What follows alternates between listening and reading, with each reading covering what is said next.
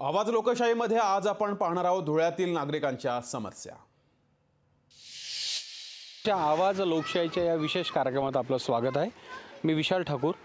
लोकशाही आवाज लोकशाहीच्या या माध्यमातून आपण जनतेतला जो काय आवाज आहे, ज्या काही समस्या आहे त्या शासनापर्यंत प्रशासनापर्यंत आपण मांडत असतो आणि जनतेला न्याय कसा मिळेल याचा प्रयत्न करत असतो। आता आपण आलो विश्वनाथ सुकवड या गावामध्ये।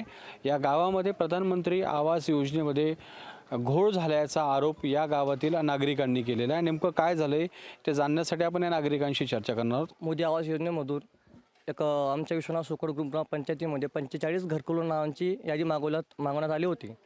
तर दोघी आमचं ग्रुप ग्रामपंचायत असल्यामुळे तर कमीत कमी ते गाव आणि हे गाव हा समान अधिकार पाहिजे।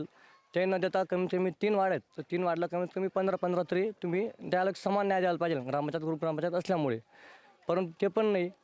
नंतर मी ग्रामसेवकांना बोललो त्या विषयावर। मी ग्रामसेवकांना माझ्या रेखा टाकला होता, त्यांनी मला उत्तर पण दिलं नाही। म्हणजे दिलेलं आहे उत्तर त्याच्यावर सिग्नेचर नाही, सही नाही, काही नाही। म्हणजे असंच उत्तर आम्ही देतो, तुमच्याकडनं जे होईल ते तुम्ही करू शकता म्हणे। माझं अवैध असेल ना सर, यांनी बिनधास्त माझ्यावर कारवाई करावी।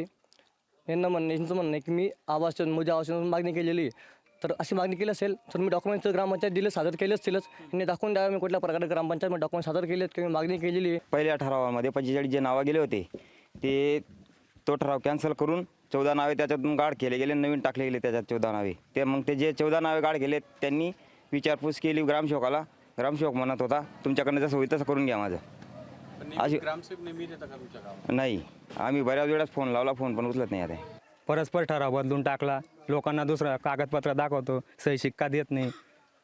माहिती अधिकारामध्ये मागितलं तर सही शिक्का द्यायला पाहिजे ना, परत वर दिला नाही, कोरा देऊन दिला जेराक्स।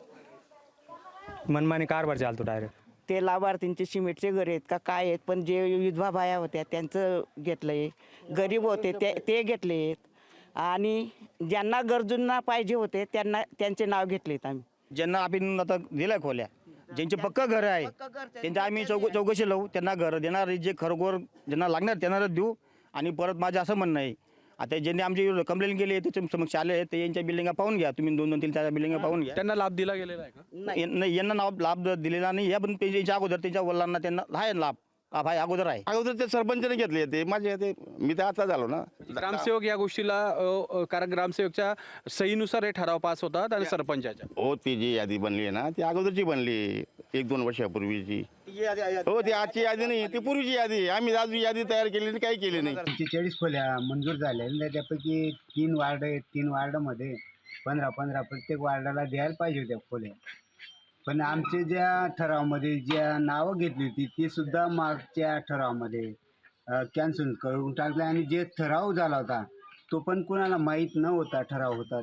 ही चुकीचं आहे बुवा। आता या संदर्भात प्रशासनातील वरिष्ठ अधिकारी काय कारवाई करतील हे पाहणं तेवढंच महत्त्वाचं आहे। कॅमेरा पर्सन रूपक बिरारीसह विशाल ठाकूर, धुळे।